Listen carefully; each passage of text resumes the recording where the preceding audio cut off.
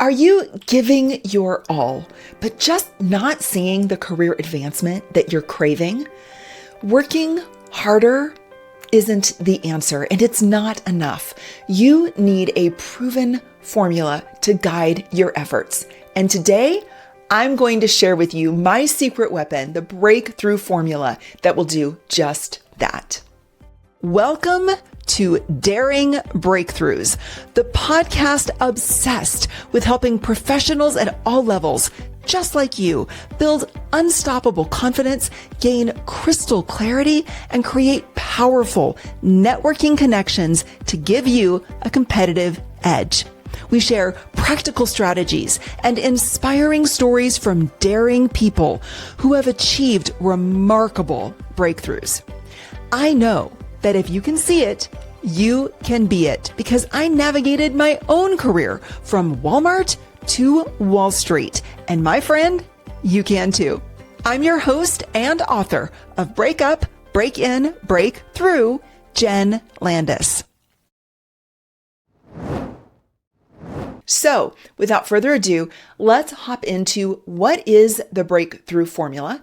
Then I'm going to talk about why you need all components within that breakthrough formula and what happens when you're missing one. Let's go.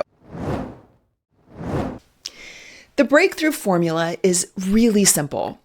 It's 3 verbs: strategize, energize, and mobilize.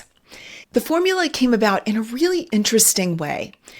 When I was transitioning out of corporate life and my C-suite job, I was on a call with 2 PhD friends and colleagues, and we were talking about the transition and various points of transition within each of our lives and our careers.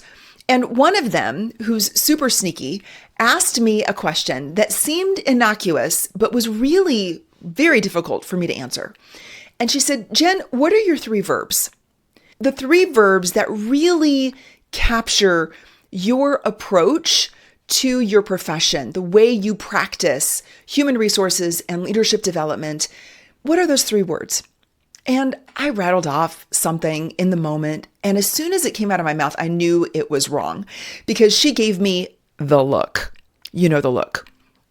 And I didn't want to disappoint her. And I realized, okay, I really owed her thoughtful, provoking question a deeper reflection before I responded. So I said, I'll get back to you. Well, that one question, what are your verbs? The verbs that define you, took me about 3 weeks of journaling and contemplation to figure out. I came back to her and I said, I've finally figured out my 3 verbs: strategize, energize, mobilize. I smiled, she smiled, and we both realized, yeah, those are the words that I have used throughout my career.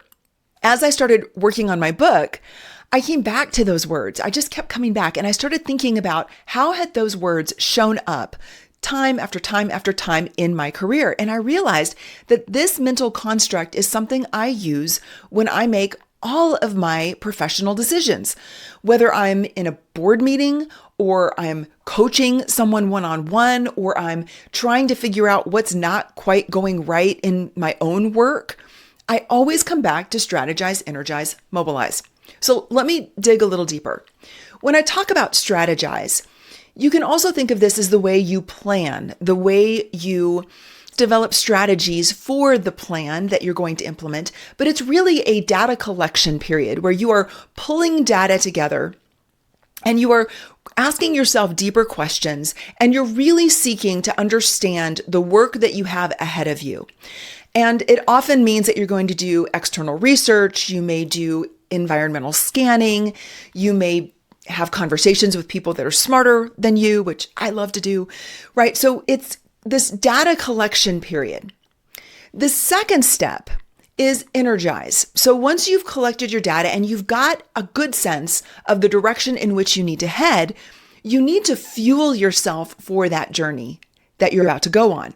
And by fueling, I mean that you've got to fuel yourself, which means your headspace and mental clarity and making sure that you're not holding yourself back. But it also means talking to and engaging with your community, letting your community be part of the plan that you've put together. Give them a role to play, invite them to contribute to your success just as you in turn contribute to theirs. And then let them help you. Very often we think we have to go through breakthroughs alone. It's up to us. When in reality, breakthroughs are a team sport. And once you've done that, once you've energized yourself and you've got a base of support to help you, then it's time to go into Mobilize, which is where you actually execute against that plan.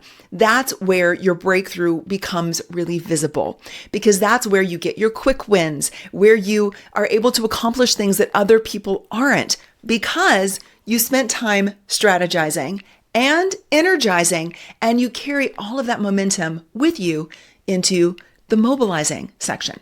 So it's strategize plus energize plus mobilize equals your breakthrough.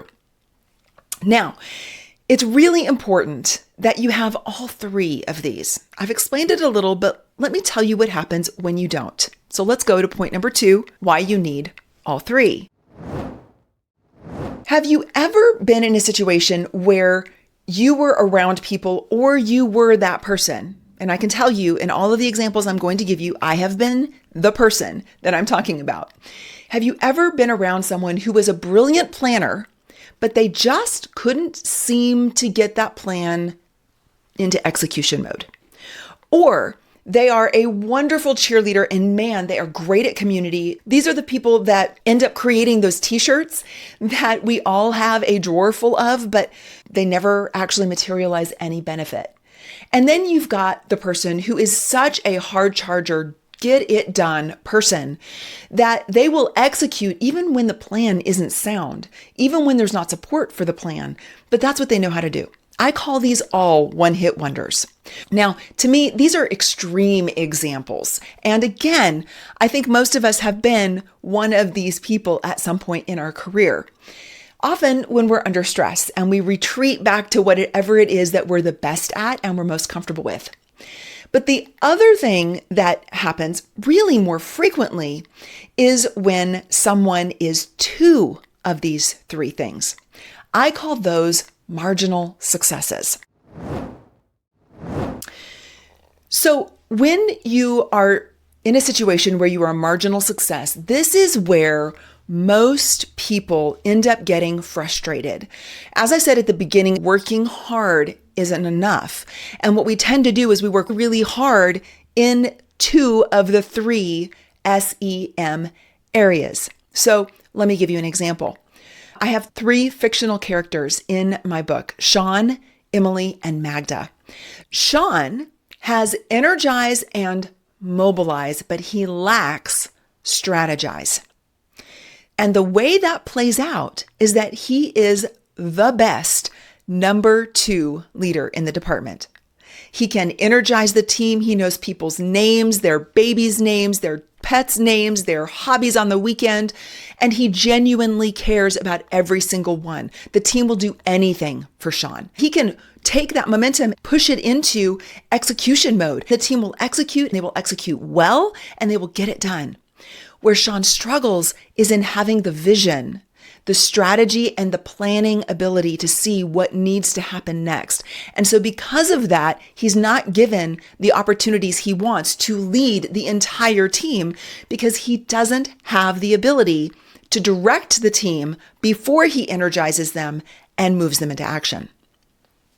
Emily, on the other hand, is wonderful at Strategize, and man, can she mobilize. I mean, wow, she is the mover and shaker. She gets it done, but she lacks the Energize component. Because of that, she fails to get to the next level because she's seen as a little bit of a terror to work with. People don't enjoy working with her. Yes, she's strategically brilliant. Yes, she knows the plan. She knows where the team needs to go. And man, she'll make sure it gets done. But she forgets about the people along the way. And as a result of that, people feel trampled by her. They feel unseen by her. Our third person, Magda, is brilliant at Strategize and Energize, but she fumbles when it comes to mobilize. So in Magda's case, she has a plan. She knows what needs to happen. She follows the trends in the industry. She's got a good handle on what needs to be done next. And boy, can she sell that vision to the team. The team loves her. She loves the team, and she gets everybody excited. But then when it comes time to mobilize, she fumbles. She spends so much time strategizing and energizing, she just kind of fizzles. The execution of the plan isn't as interesting to her, and she lacks some of the discipline that's necessary for herself and for accountability measures for her team to make sure that the plan is actually executed. So you're probably seeing yourself at one point in your career in one of these three. I can tell you there have been points in my career when I've been all three of these different times, right? Where I focused on one and then realized that wasn't working for me and I was struggling. And so it wasn't until I realized I had to have all three, and I had to have all three all the time. And I had to be considering all three all the time, that I really discovered the unlock of this breakthrough formula. And that's when things really started popping and happening.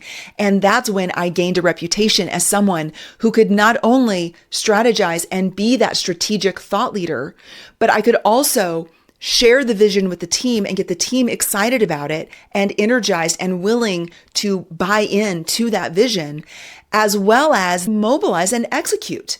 So being able to do all three of these things, I'm going to tell you, is not something that we can take for granted. Not all leaders do these three things, certainly not naturally. We have to work at them. But if you're spending all of your time in two of the areas instead of all three, you're going to fumble somewhere. So the last thing I want to leave you with is that this S.E.M. system is very scalable. I've mentioned before that you can use it in lots of different ways, and I have used it in the moment, split second to make a decision. I run through S.E.M. Does it have all the components that I need in order for me to say yes to this opportunity? Or if I'm in a meeting, I can hear an idea and my thoughts will go, does it have components of S.E.M.? If not, if I'm not hearing the E, where do the people come in this? Then that's where I ask my questions. So you can use it in so many different ways. I've also used it as the major pillars for massive enterprise projects to make sure that we had all of the core components we needed within each S.E.M. pillar in order to be able to move that project forward. So it's really scalable. So this is why this is my secret weapon, because you can carry it around with you. You don't have to pull out a card to remember what it is. Strategize, energize, mobilize is what you're going to do. Now, if you're interested in going a little deeper with that, in another video, I'm actually going to introduce you to the Formula Generator tool. It is an online assessment that you can take that will help you gain some insight into your unique, personalized breakthrough formula and where you may be able to benefit spending a little bit more of your time in a more specific way. Well, that's a wrap for this episode. Thank you for joining me for this episode of Daring Breakthroughs. Don't forget to check out the show notes for free tools and links related to this episode. If you found value in this episode, would you like, review, and subscribe so that you don't miss the next episode? I'd love to have you join me throughout this entire journey. While you're at it, let's connect on social media. I'd love to hear from you. You can find me nearly everywhere with the handle Ask Jen Landis. That's Jen with 2 N's. And of course, if you need a speaker for your next event, I'm your girl. Check out my website, jenlandis.com. That's JENNLANDIS.com for all the ways we can work together. Until next time, share an insight you gained today with a friend, and then apply that insight by making one bold move. I dare you.